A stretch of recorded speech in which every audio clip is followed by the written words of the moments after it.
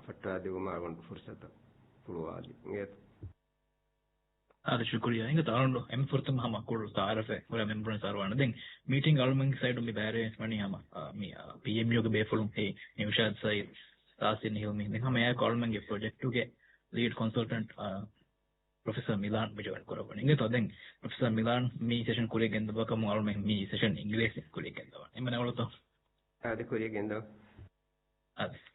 so thank you my name is Nafis and I'm from MAD, and I'm also part of the COVID-19 Emergency Income Support Project, PMU, under which we have initiated the consultancy to undertake a study on establishing an unemployment insurance scheme. And first and foremost, thank you for granting this opportunity to showcase and discuss our work on the UI scheme. And with us today is joining our primary consultant, Mr. Professor Milan, and I believe that your contributions to this work would be very invaluable in going forward. And I would like to highlight that this is part of an ongoing series of stakeholder sessions that we have been carrying out with key government officials and government bodies as well. So without further ado, I would actually hand over the floor to Mr. Professor Milan. Thank you very much, Nafis. Thank you for honorable members of the Economic Committee. I would like to really take this advantage of this opportunity to address some of the dilemmas that are present in this setting up the program, and I hope certainly your views will be highly appreciated. I just like to know who are which members are. I don't see actually here on the screen who is present in the meeting. Thank you, Professor Milan. Actually, our Economic Affairs Committee right now, Mamigili Daira member Honorable Qasim Ibrahim and Hitadu Dekunu Daira Parliament member Ibrahim Nazil and Milandu Daira member Honorable Ali Riza and Committee Vice Chair Honorable Ibrahim Rashid right now in the meeting. So these are the members right now in the meeting. Okay, very good, very good. So thank you. I hope you have received the inspection report that I produced about this program, because that provides quite a lot of information and also the basis of our discussion today. So let me just briefly summarize some of the feature of the program, and then some of the questions, and then we would just tackle the questions. In fact, I would like to address the questions that are laid out on page 14 of the inception report. There are 7 or 8 questions. So those will, in particular, will be discussed. But before going to this specific questions, let me just kind of briefly summarize. So we are thinking, the Maldives have made the decision to introduce this program in unemployment insurance program. So as the name suggests, so this is really certain members, employed workers, who contribute certain contribution rates, let's say 1 or 2 or 3% of their wages, to a fund. And it can also be individual level fund, but also solidarity fund. And from this fund or funds, then benefits are paid when members of the program become unemployed. and when they are unemployed, it is a standard practice that they are paid, let's say, 60% or 70% of their previous salary for a certain duration of time. In addition, they also kind of provided services, employment services, to increase their chances to obtain a job, as well as monitored, because if they are given the money, it's kind of it's a mutual obligation. So the obligation of the recipients of the benefit is really to look for a job and take one if they find it. So this really how the program works, and in developed, in high-income countries, the experience shows that it has indeed offered a solid protection, and so most people who get unemployed, at least for some time, are offered this benefit. It helps them to smoothen their consumption. It also provides them with better skills, because when they are unemployed, obviously most of job seekers may take advantage of certain training or other programs that improve their skills and improve their earning capacity and employment capacity. So this is what we're talking about, is introducing a scheme where when employed, workers would contribute to the fund, and when they are unemployed, they would take money from this fund to finance benefits. So this is basically how it works. And of course, we will come to the fact that in Maldives, there are certain circumstances we have to take into account. But first of all, let me just ask you: do you have any questions at this point, just about how this program works? Thank you, Professor. As Professor said, we all are very much aware of unemployment situation in Maldives, especially amongst the youth. We acknowledge government's constant effort to tackle these social issues. While the ministry is working on developing an unemployment insurance program, it is important to ensure that it is a feasible and sustainable program which will help in achieving higher employment rate in Maldives in the future. After Professor's views, I'll give the floor to our honorable members. So it's for honorable members' turn now.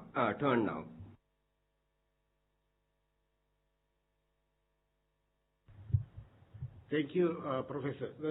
I need to clarify a question that was raised.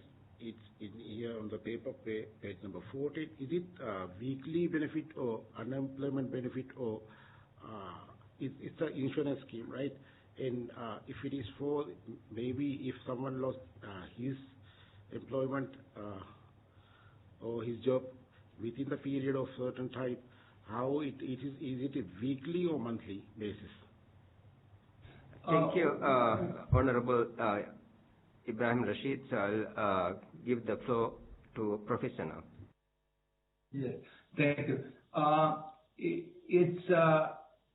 It's really the practice is that the benefit is it can be paid either monthly or bi-weekly. It's random, seldom paid, more frequently.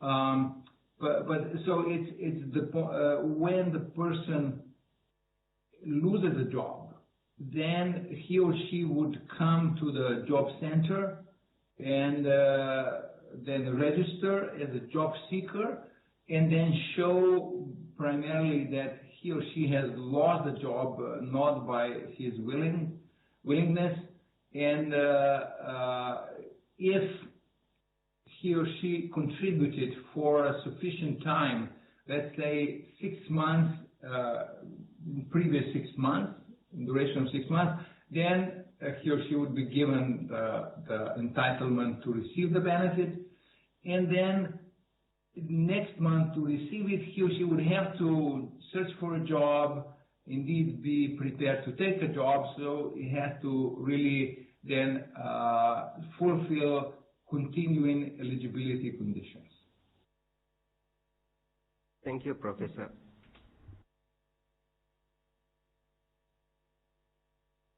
Any other questions?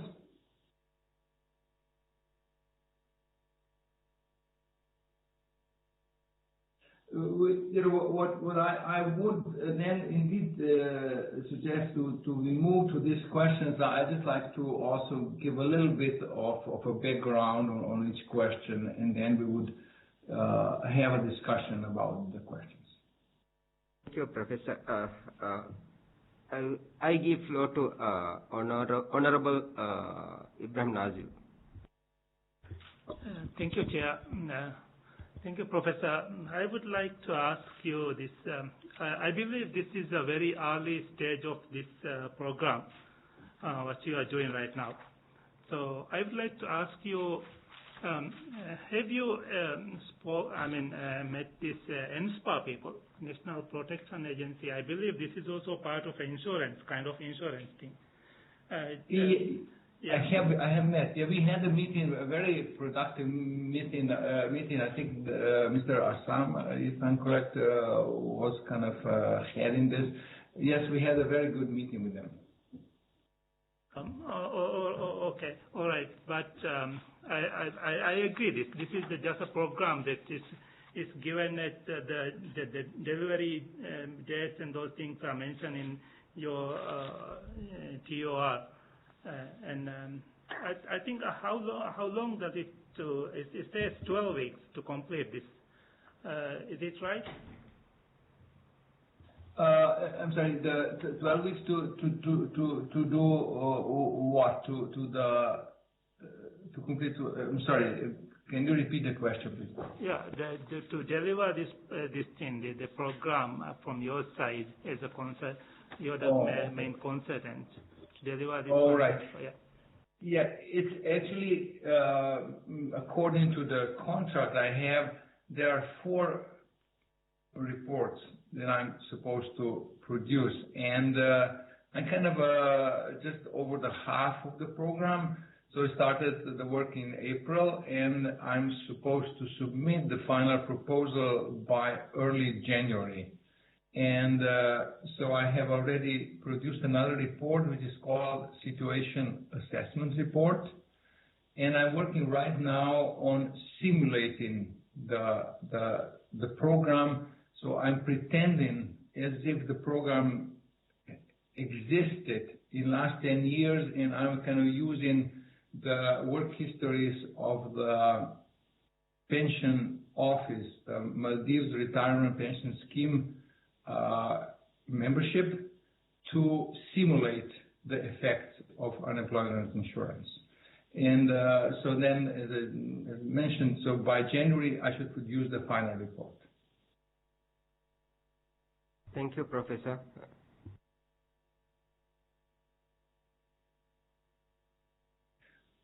So if there's no other questions, so maybe let us go to certain questions that I think are really most important dilemmas that we are facing when we are introducing unemployment programs to Maldives.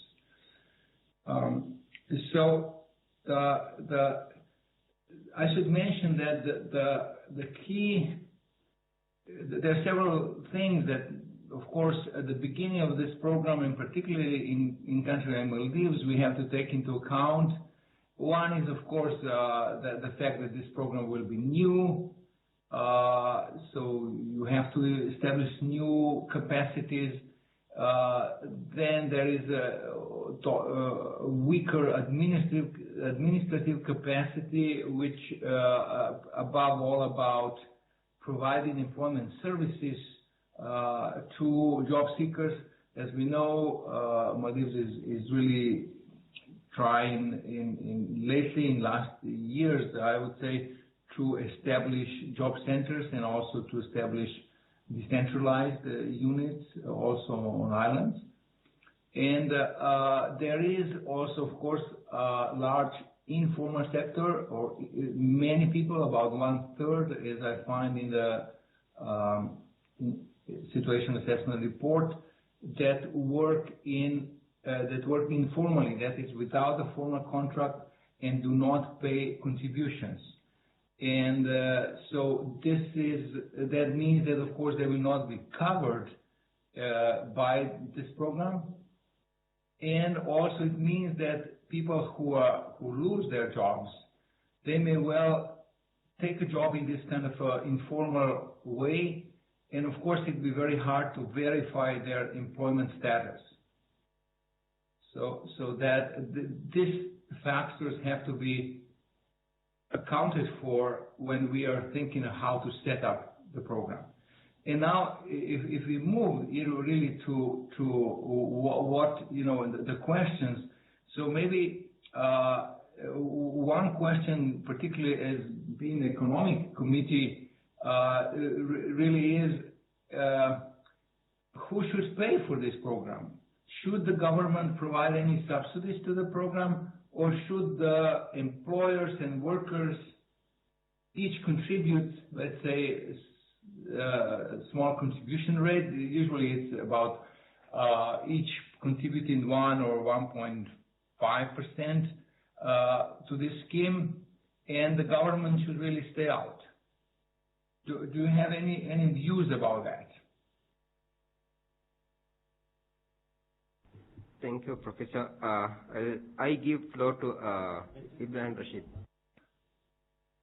Professor, thank you. I don't have much questions, but I need to clarify. It's very important to have a legal framework with this. Is there any work done regarding about this so far through ministry? That just need to verify.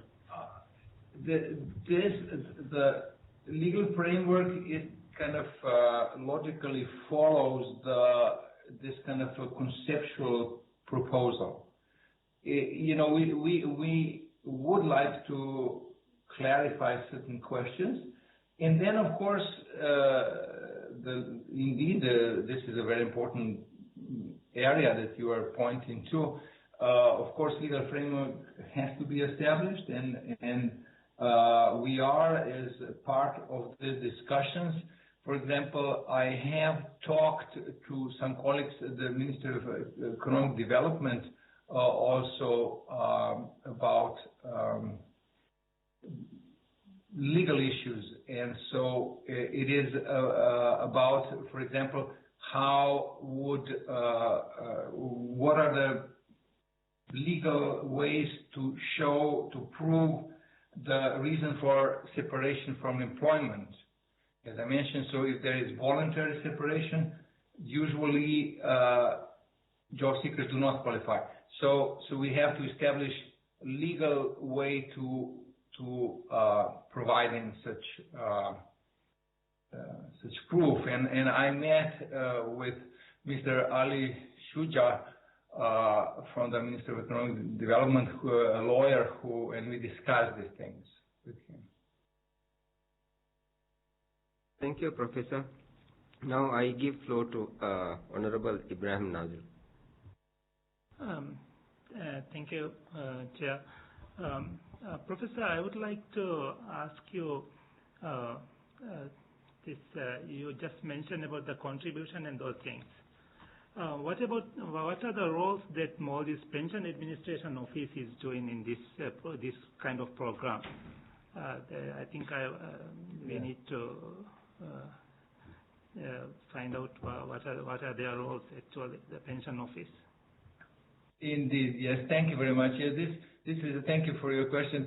Of course, we want to take into account existing capacities, and it would really make sense, would it not, to use the pension office to help develop and indeed administer this program.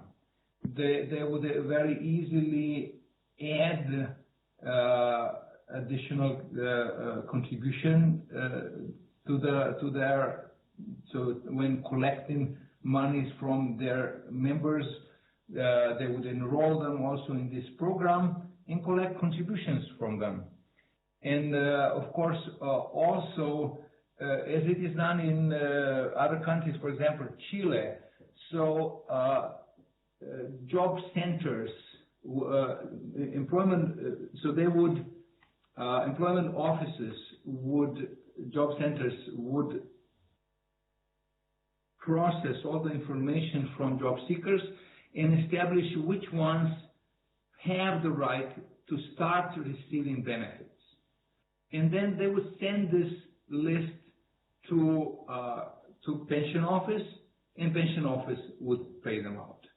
And similarly, for people who already were entitled to receive, they would have to confirm this eligibility by doing certain actions, by searching for a job, and again, job centers would notify the pension office for every month, saying yes, this person is still eligible to receive the benefit.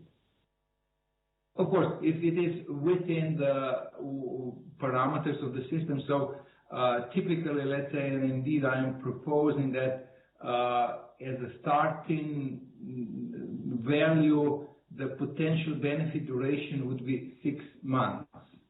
So when if the person loses a job, he or she would be eligible to receive the benefit for 6 months.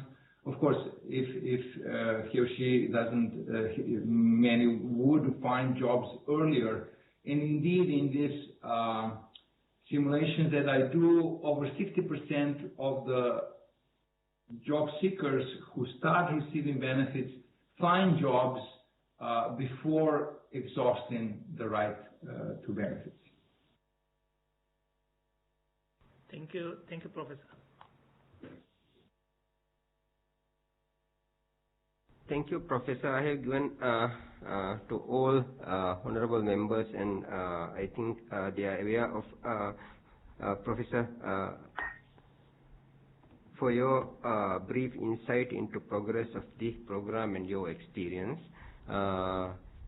This is a very productive meeting. As we discussed, we will work out and will forward if there's any additional comments from honorable members. And thank you very much for Professor and MED team. If there's any additional from MED, additional views from MED or Professor, please continue. I give floor. Yeah, thank you. Thank you, Chair. Vana, do you have any parting comments that you want to give to the committee? I would just like to emphasize that indeed, this work is really now just coming to the concluding phase, and once we produce the final reports, we will, of course, you will naturally share them with honorable members. Yes, and we will be sharing the situation assessment report with the committee as well, so that they could actually contribute on that work as well, right? Yeah. Thank you very much. There's one more request from Honorable Member Ibrahim Rashid. Yeah, thank you, Chair. Just need to clarify that regarding these fishermen's issues.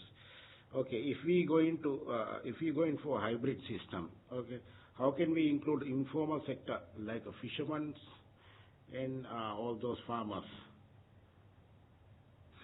Yes, this is thank you very much. This is a very pertinent question and a difficult one.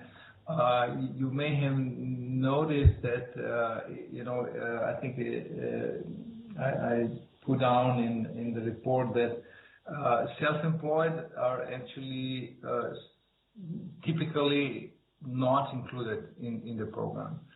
And if they are, of course, then they also have to contribute, and often they contribute also for the employer. because they don't have an employer. They are themselves an employer. So suppose that we would allow fishermen, then the program would allow to enroll, and I think there will be some kind of a set standard for how much they pay. And indeed, I mean, there is also this not easy situation that the fisherman has to show that for some reason the demand for his services has stopped or reduced in a larger way. So this is not an easy program to adjust for the needs of fishermen. So really, I think this issue, if deemed important, has to be taken on seriously and discussed. What will be the modalities for the fishermen to join, or there is another program that really should help them when they kind of lose their the ability to fish.